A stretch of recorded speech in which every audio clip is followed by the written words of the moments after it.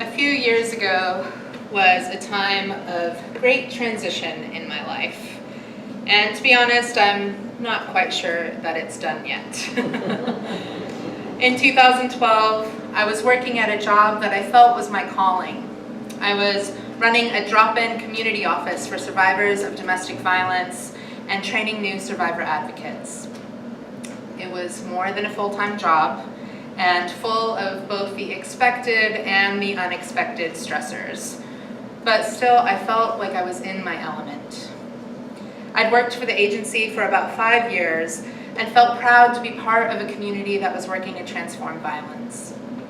However, as is too often the case in nonprofits, ideological differences and lack of resources led to conflict and severe burnout.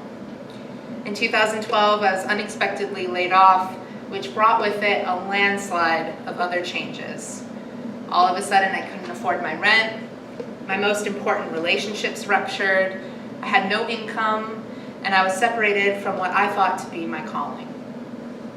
This brought many questions, the first and most pressing being, where was I going to live? One night during that time, I dreamt that my great-grandmother came and visited me. She was the matriarch of my family, and she had died a few years before that. In the dream, she was comforting me about all the loss that had come, and I confided in her about how very lost I felt, and I asked her what she would want from me.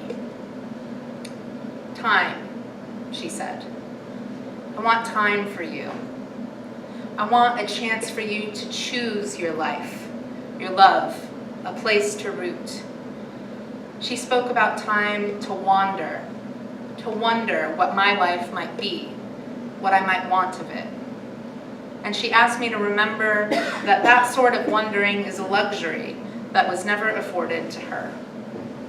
A working class woman raising 7 kids, she did what she needed to survive.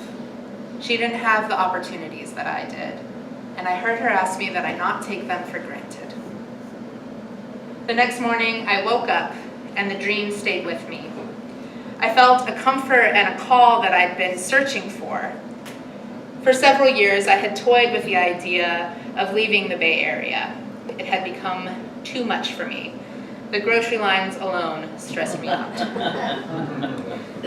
I thought about moving back home to Ohio to be with my family, or maybe moving somewhere new like Montana or North Carolina, both places that I had small love affairs with. After sitting with the dream for a few days, I decided to take it up on its challenge and try and give myself a bit of time. I'd started working full-time when I was 15 and worked full-time or more from that point on. I prided myself on being a good worker just as much as I prided myself on being independent. Work helped give me a sense of worth, a purpose, and a feeling of belonging. By my mid-20s, I'd worked myself up to a prominent position in an agency and expected that that would be my career for the rest of my life. I was proud of that. But at the end of my job, I found myself with a whole lot of time and only a little bit of severance money. So after doing some math, I realized that it would be cheaper to travel cross-country, examining new places that I might want to live, than it would be to stay and pay rent in Oakland, which is a whole different sermon altogether. So I gathered up my courage and my comfort of my great-grandmother, and I decided I'd do it. I'd travel, and I would try to turn this loss into opportunity.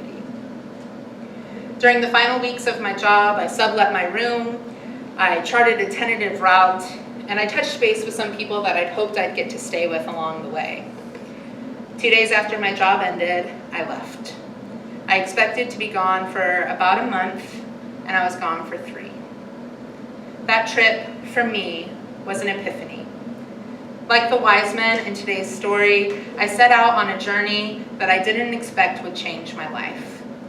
I followed a whispering and a wisdom that was beyond myself. And like the wise men, a dream guided me away from oppressive forces that would kill me and towards life. For those 3 months that I drove across the country, I stopped to visit friends and family for chunks of time, but most of the time was spent alone. I saw Mount Rushmore alone, the Grand Ole Opry alone, Cadillac Ranch alone. I got to see and do things that I never imagined were possible and that I would have never been able to do if I hadn't taken my great-grandmother's advice. Before my trip, I never really struggled with being alone, but I did struggle with silence. I always filled it with tasks. I thought about my next steps in life or what I was supposed to do the next day. Big, small, fantastic, or mundane, I was planning, always. But on the road, all of that faded away. There was nothing that needed to be done tomorrow. There was nowhere that I needed to be. So I tried to settle into it. I figured that part of what my great-grandmother was trying to tell me was that I should allow myself the joy of uncertainty and exploration.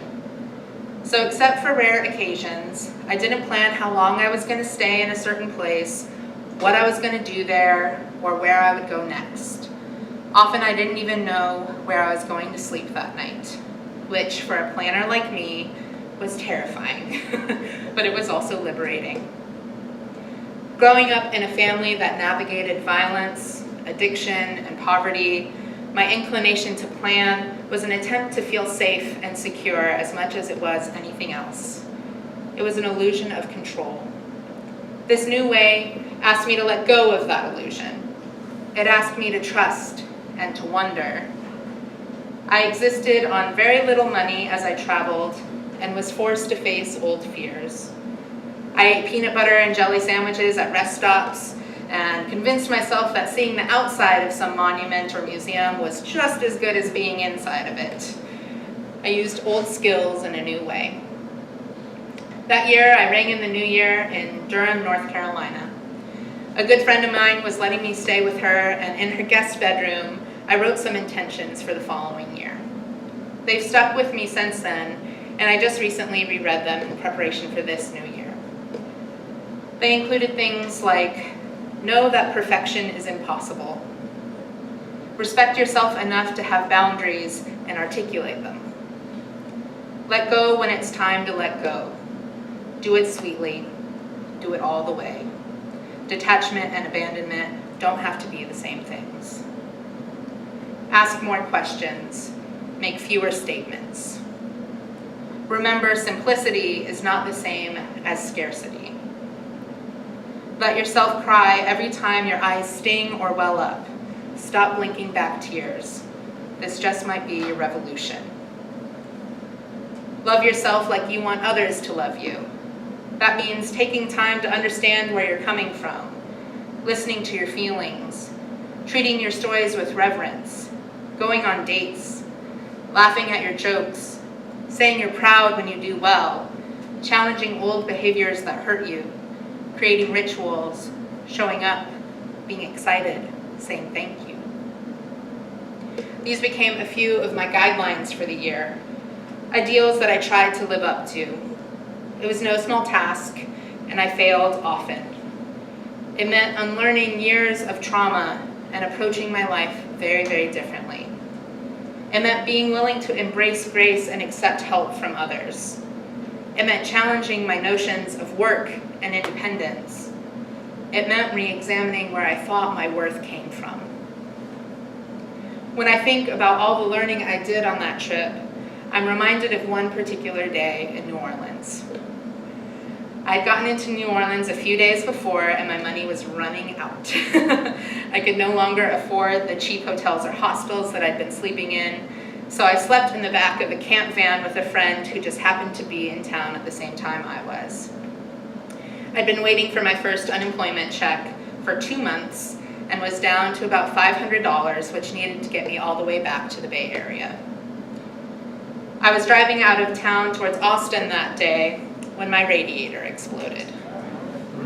My thoughts exactly. Smoke billowed out from under the hood, and I was forced to drive my car into a shop. The guys that worked there were kind and sympathetic, albeit very concerned about me traveling by myself. They wondered what my mother thought. After they'd assessed the damage, they told me that they'd give me a discount, but it would still come to about $480. And And against my intention and the resolution I'd just made, I tried to hide my tears and told them to go ahead and replace the radiator. I didn't know what else to do. I wondered, did I just move to New Orleans? After all, I'd be down to $20 in my account and the emergency $20 that I'd hid in my car. My mind began to race. I wondered if my friend left that day like she said she was going to, or if I could still sleep in her van. I wondered where in New Orleans I could get hired on short notice. I wondered how long it would take me to earn the money I would need to get back home. And just as the tears were about to start rolling, my phone rang. Earlier in the day, I'd posted something very vague about having car trouble on Facebook. Some people call it vague booking. When I looked down, I saw the name of a friend that I hadn't talked to in quite some time. I picked up the phone trying to mask my tears, but I'm not sure that it did much good. She told me she'd seen my post on Facebook and that she didn't know what was going on, but she wanted to check in with me and make sure that I was okay. She told me that she cared about me and she wanted to help if she could. She explained that she'd recently come into a great deal of money and wondered if she could gift me some. She'd also grown up working class and she knew what it meant to support herself from a young age. She acknowledged the awkwardness of accepting a gift like this, but told me that she'd like to give me some money if I'd let her. Before I could say anything, she offered me $500.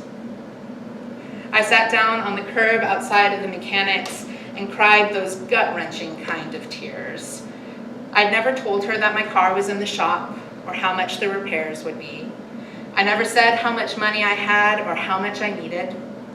We weren't close and didn't talk all that often, though I cared a great deal for her. But I had no reason to ask this of her, and she had no reason to offer it to me. It was the sort of grace that I'd not experienced before, and it was my moment of epiphany. It was a moment when I felt the love and light of a new way of living, a way that was interdependent and liberatory, a way that asked me to believe I was worth something without having to constantly earn it. It was grace, and it was God. When I read this week's scripture, I was reminded of how ancient these sorts of journeys are. The 3 wise men were sent to find Jesus by King Herod. This is the same King Herod who ordered the murder of John the Baptist and the killing of the firstborn. His ways were death-dealing. Yet after the wise men find Jesus, they're warned in a dream not to return to Herod. They knew that Herod was death-dealing, and something in them knew that the light that they just found was life-giving. Their dreams and their heart asked them to choose another way, and they did. What way will we choose? At the start of this new year, will we choose the epiphany of light? Or will we choose to return to the forces in our life that we know are death-dealing? Will we find a new way? Can we listen to the whispers of our ancestors and of the divine? Can we trust our own worthiness and our own power? Can we be brave enough to lay our gifts at the feet of the new world?